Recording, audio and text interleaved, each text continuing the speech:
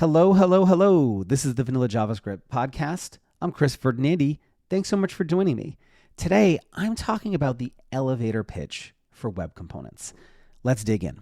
So, I am a web component fanatic. I think they are the best way to author DOM manipulation libraries, but that wasn't always the case.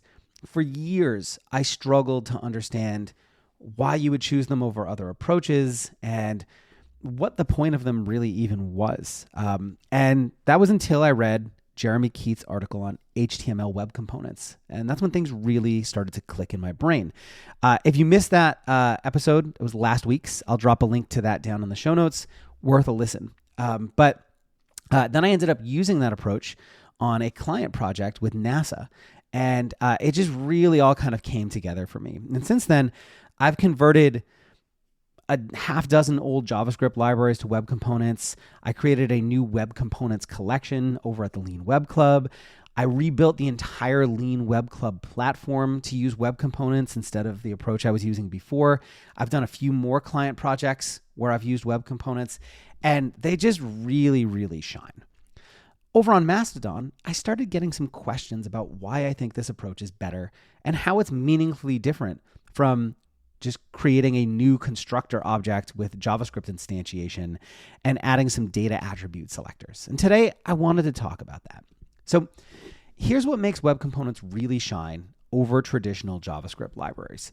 First, you get scoping and instantiation for free right out of the box. So if you're creating multiple elements, you don't have to, or multiple instances of a component, you don't have to figure out how to scope them and isolate them. It's just built right into how components work. You don't even need to instantiate them at all. They just run when they're loaded. It's beautiful. You get built-in methods that detect when an element enters or leaves the DOM and when attributes on it change. So you get some built-in interactivity just, again, right out of the box.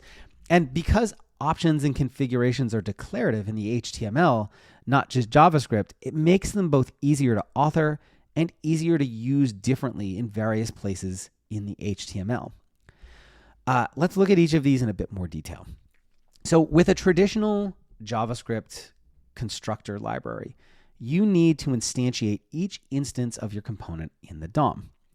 Let's say you have two tab navigation sections on a page. To run your script, you need to manually instantiate each one. So for each of my tabs, I need to run new tabs and then pass in a selector for that element. With web components, I can simply include the custom element in the HTML and it instantiates automatically. Because web component classes happen on the HTML element base class, this keyword inside your class methods is automatically scoped to the custom element, which makes it just a little bit easier to scope your event listeners, selector methods, and so on inside the web component class. Whereas, historically, you'd need to do some kind of complex selector with whatever was passed in. I can just do query selector all on this to find child elements and things like that. You absolutely can do the same thing with traditional JavaScript libraries, and I have. But as someone who's written a lot of DOM manipulation libraries, built-in scoping makes things so much easier to author. It's beautiful. Built-in helper methods. Web components include connected callback, disconnected callback, and attribute changed callback methods. And these run when a custom element enters the DOM, leaves the DOM, or an attribute on it changes, respectively. If you have content that gets dynamically rendered, it's really nice to have built-in methods for detecting when it enters or leaves the UI. They provide useful hooks for instantiating tasks when an element is loaded and cleaning things up when it leaves the DOM. Detecting attribute changes means you can do cool reactivity with your component. For example, the browser native details element displays its contents when the open attribute is added to it. The dialog element is displayed in a non-modal form if you add open to it as well. The attribute changed callback method lets you do similar things with your custom web components, where just adding or removing an attribute can change the state of that element in some way. And then finally, declarative options and configurations. If you want to let users customize web component behavior, the way you do that is through HTML attributes. For example, let's imagine you have a table of contents custom element. If you want to change the heading levels that it generates the table of contents from, you could add a levels attribute to that component. If you want to change the heading that's displayed above the table of contents, you could have a heading attribute on the table of contents. And you could even combine them to do multiple things. This makes it really easy to include multiple instances of a web component in your HTML and use slightly different settings and configurations for each one. Because the options are all configured declaratively with the HTML, you can tell just from looking at the element what's going on. And it becomes much easier for people who aren't JavaScript experts to work with the library. People whose focus is more on HTML and CSS can be much more productive with this kind of API than a JavaScript-based one. Compare that to the way you might configure your library with something like just a data TOC attribute and some sort of unique ID.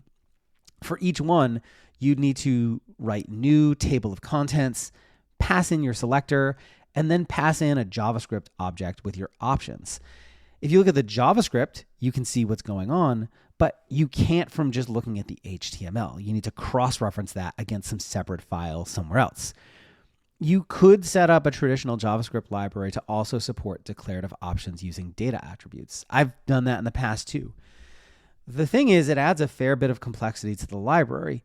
You generally still want to support JS-based configurations, so now you're merging default settings, JS-based options, and declarative options together. And you need to decide how to deal with conflicts if there's a declarative option and a JS-based setting for the same thing. Which one takes priority?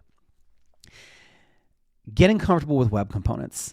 So if you want to really dig into how web components work, I have 17 lessons, a workshop, a handful of projects, and a brand new set of copy-paste components over at the Lean Web Club. And membership for that is just $9 a month. It's actually free for 2 weeks. You get a trial. And then after that, it's just $9 a month or $90 for the year, which is 2 months free. And it gets you access to all of that, plus hundreds of courses and workshops and more on a bunch of other topics. And if you have a project that you think could use web components and you need a little help getting that set up or working with those, I also offer consulting over at gomakethings.com/consulting. I have one spot available, and I'd love to work with you on your next project. So anyways, that's it for today, and I will see you next time. Cheers.